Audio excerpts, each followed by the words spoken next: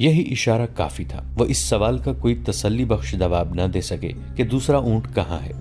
دوسرے اونٹ کے پاؤں کے نشان مل گئے۔ علی بن سفیان نے انہیں کہا، تمہارا جرم معمولی چوری چکاری نہیں، تم ایک پوری سلطنت اور اس کی تمام آبادی کے لیے خطرہ ہو، اس لیے میں تم پر ذرا بھر بھی رحم نہیں کروں گا۔ کیا تم تاجر ہو؟ ہاں، سب نے سر ہلا کے کہا، ہم تاجر ہیں جناب، ہم بے گناہ ہیں۔ علی بن سفیان نے کہا، اپنے ہاتھوں کی الٹی طرف میرے سامنے کرو۔ پانچوں نے ہاتھ الٹے کر کے آگے کر دیے۔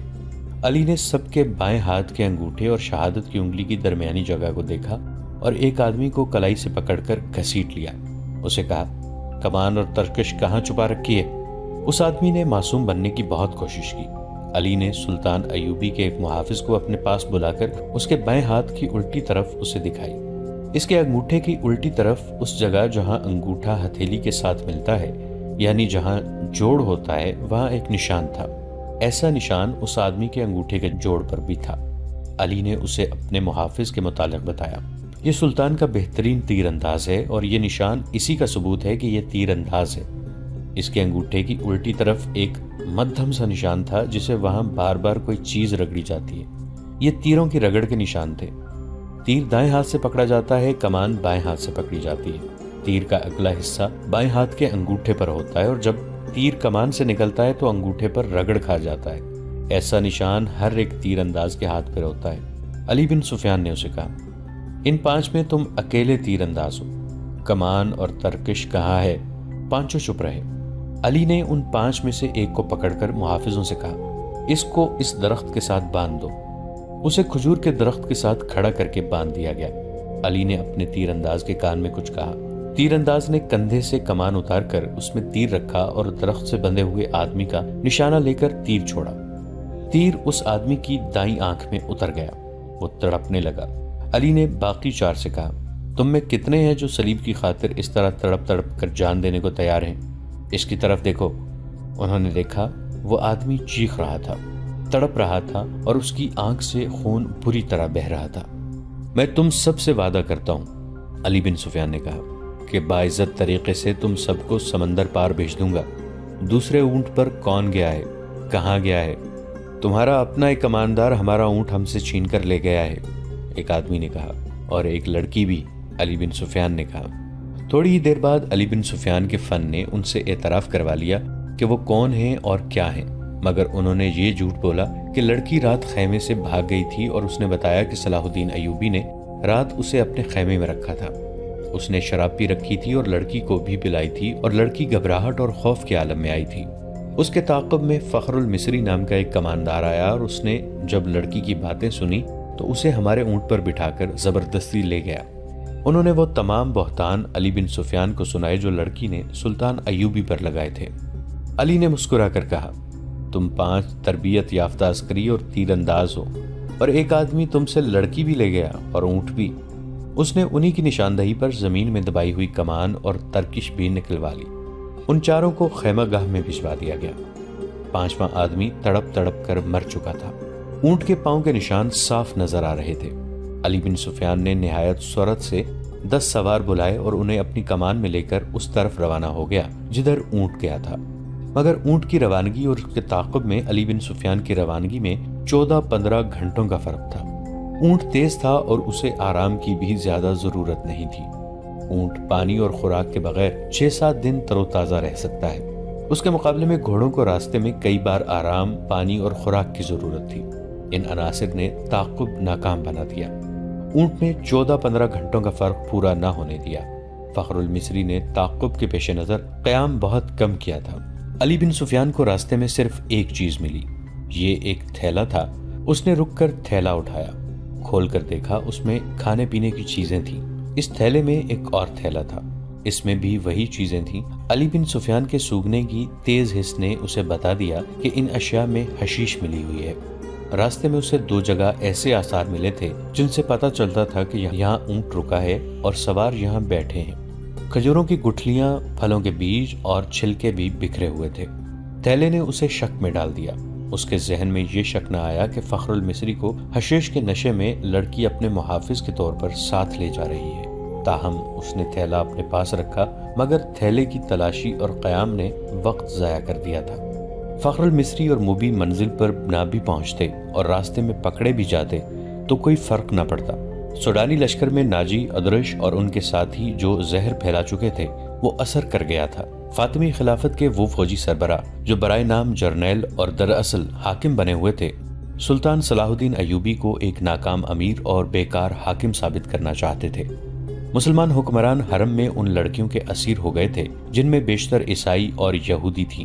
ان کے نام اسلامی تھے، حکومت کا کاروبار خود ساختہ افسر چلا رہے تھے، منمانی اور عیش و عشرت کر رہے تھے۔ وہ نہیں چاہتے تھے کہ صلاح الدین ایوبی جیسا کوئی مذہب پسند اور قوم پرست قائد قوم کو جگا دے اور حکمران اور سلطانوں کو حرم کی جنت سے باہر لا کر حقائق کی دنیا میں لے آئے۔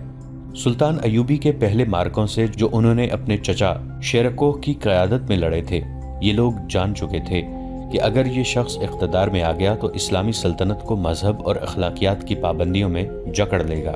لہٰذا انہوں نے ہر وہ داؤ کھیلا جو سلطان ایوبی کو چاروں شانے چت گرا سکتا تھا۔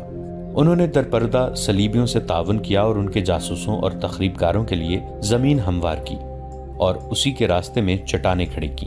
اگر نور الدین زنگی نہ ہوتے تو آج نہ صلاح الدین ایوبی کا تاریخ میں نام ہوتا، نہ آج نقشے پر اتنے زیادہ اسلامی ممالک نظر آتے۔ نور الدین زنگی رحمۃ اللہ علیہ نے ذرا سے اشارے پر بھی سلطان ایوبی رحم اللہ تعالی علیہ کو کمک اور مدد بھیجی۔ صلیبیوں نے مصری فوج کے سوڈانیوں کے بلاوے پر بحرہ روم سے حملہ کیا تو نور الدین زنگی نے اطلاع ملتے ہی خشکی پر صلیبیوں کی ایک مملکت پر حملہ کر کے ان کے اس لشکر کو مفلوج کر دیا جو مصر پر حملہ کرنے کے لیے جا رہا تھا۔ یہ تو سلطان ایوبی کا نظام جاسوسی ایسا تھا کہ انہوں نے صلیبیوں کا بیڑا غرق کر دیا۔ اب علی بن سفیان نے زنگی کی طرف برق رفتار قاصد یہ خبر دینے کے لیے دوڑا دیے کہ سوڈانیوں کی بغاوت کا خطرہ ہے اور ہماری فوج کم بھی ہے اور یہ فوج 2 حصوں میں بٹ بھی گئی ہے۔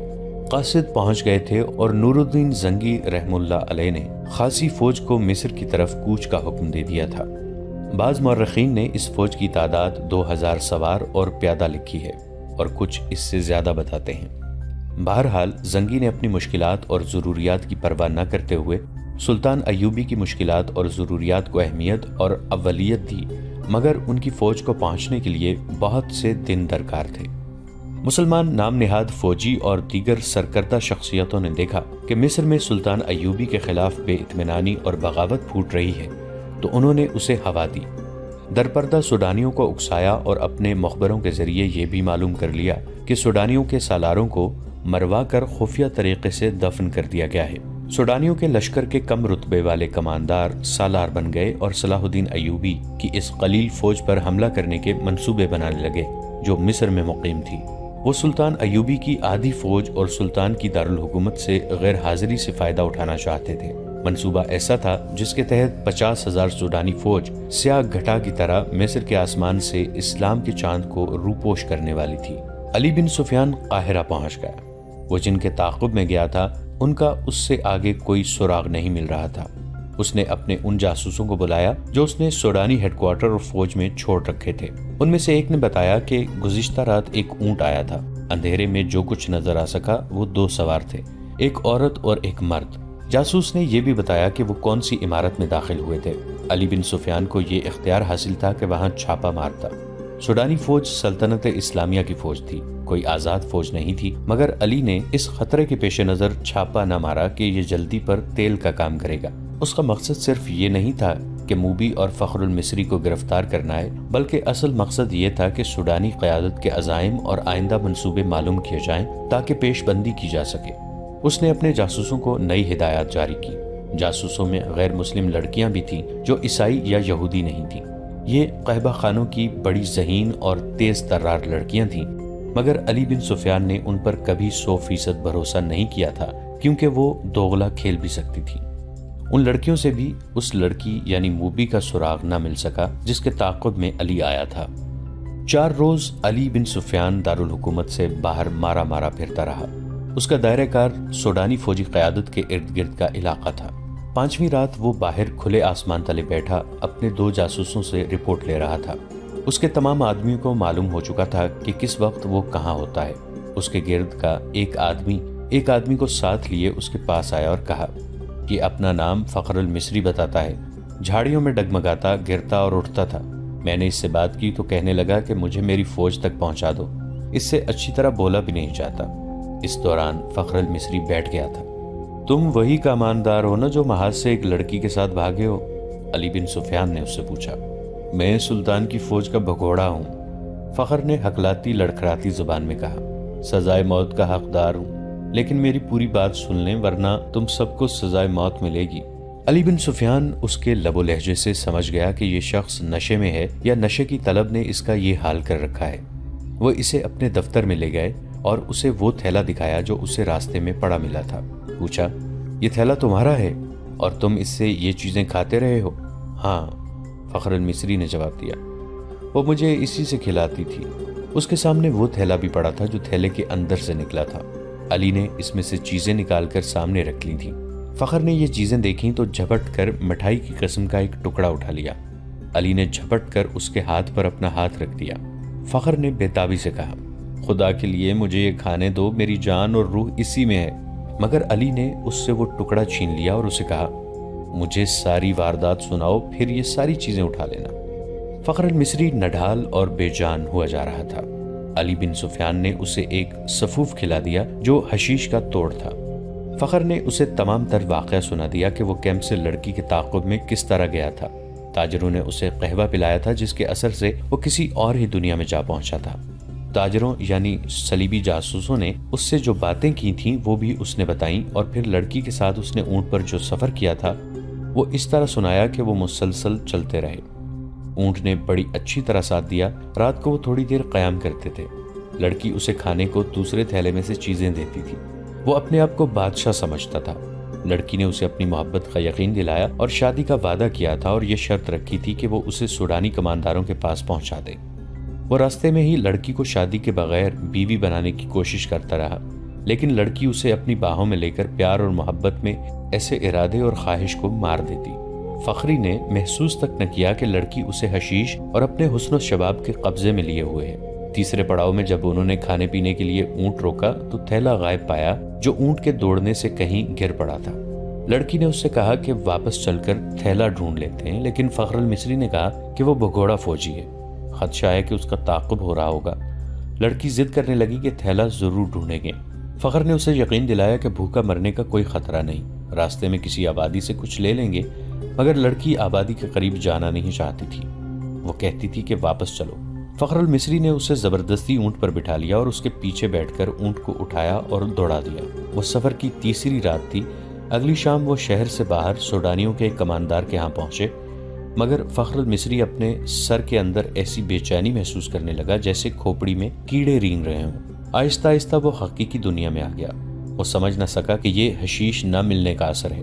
اس کی تصوراتی بادشاہی اور ذہن میں بسائی ہوئی جنت تھیلے میں کہیں ریگزار میں گر گئی تھی۔ لڑکی نے اس کے سامنے کماندار کو صلیبیوں کا پیغام دیا اور اسے بغاوت پر اکسایا۔ فخر پاس بیٹھا سنتا رہا اور اس کے ذہن میں کیڑے بڑے ہو کر تیزی سے رینگنے لگے۔ نشہ اتر چکا تھا۔ اسے یاد آنے لگا کہ وہ محاذ سے بھاگ آیا ہے۔ لڑکی یعنی موبی کو یہی خوش فہمی ہوگی کہ فخر پر نشہ طاری ہے، چنانچہ اس نے بے خوف کماندار سے یہ بھی کہہ دیا کہ سلطان ایوبی اور علی بن سفیان کے درمیان یہ غلط فہمی پیدا کرنی ہے کہ وہ ظاہری طور پر نیک بنے پھرتے ہیں مگر عورت اور شراب کے دل دادا ہیں۔ ان کی اس طویل گفتگو میں بغاوت کی باتیں بھی ہوئیں۔ اس وقت تک فخر المصری پوری طرح بیدار ہو چکا تھا، لیکن سر کے اندر کی بے چینی اسے بہت پریشان کر رہی تھی۔ لڑکی نے کماندار سے کہا کہ اگر بغاوت کرنی ہے تو وقت ضائع نہ کریں، سلطان ایوبی محاذ پر ہے اور الجھا ہوا ہے۔ لڑکی نے یہ جھوٹ بولا کہ صلیبی 3-4 دنوں بعد دوسرا حملہ کرنے والے ہیں۔ سلطان ایوبی کو یہاں سے بھی فوج محاذ پر بلانی پڑے گی۔ کماندار نے لڑکی کو بتایا کہ 6-7 دنوں تک سوڈانی لشکر یہاں کی فوج پر حملہ کر دے گا۔ فخر یہ ساری گفتگو سنتا رہا۔ آدھی رات کے بعد اسے الگ کمرے میں بھیج دیا گیا جہاں اس کے سونے کا انتظام تھا۔ لڑکی اور کماندار دوسرے کمرے میں رہے۔ درمیان میں دروازہ تھا جو بند کر دیا گیا۔ اسے نیند نہیں آ رہی تھی۔ اس نے دروازے کے ساتھ کان لگائے تو اسے ہنسی کی آوازیں سنائی دیں۔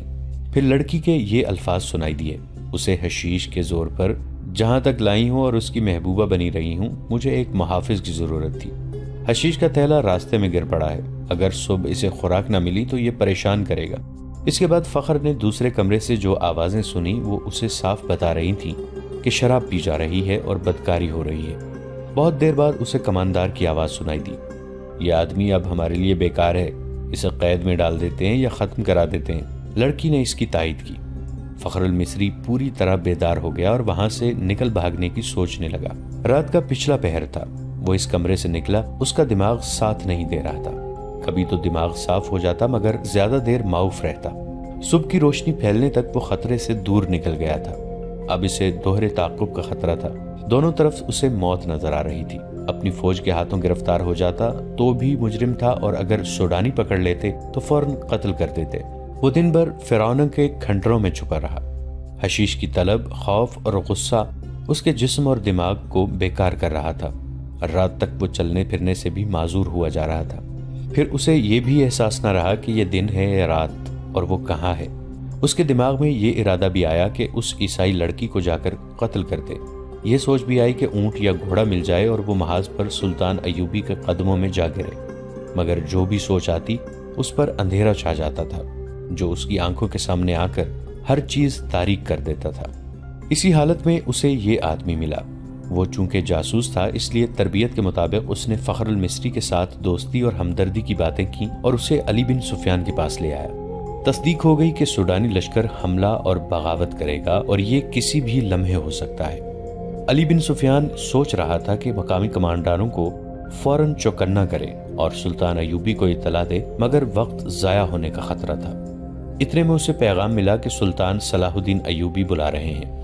وہ حیران ہو کر چل پڑا کہ سلطان کو تو وہ محاذ پر چھوڑ آیا ہے۔ وہ سلطان ایوبی سے ملا تو سلطان نے بتایا کہ مجھے اطلاع دی گئی تھی کہ ساحل پر صلیبی جاسوسوں کا ایک گروہ موجود ہے اور ان میں سے کچھ ادھر بھی آ گئے ہوں گے۔ محاذ پر میرا کوئی کام نہیں رہ گیا تھا، میں کمان اپنے رفیقوں کو دیکھ کر یہاں آ گیا۔ اس قدر بے چین تھا کہ میں یہاں بہت بڑا خطرہ محسوس کر رہا تھا۔ یہاں کی کیا خبر ہے؟ علی بن سفیان نے انہیں ساری خبر سنا دی اور کہا، اگر آپ چاہیں تو میں زبان کا ہتھیار استعمال کر کے بغاوت کو روکنے کی کوشش کروں یا سلطان زنگی کی مدد آنے تک ملتوی کرا دوں۔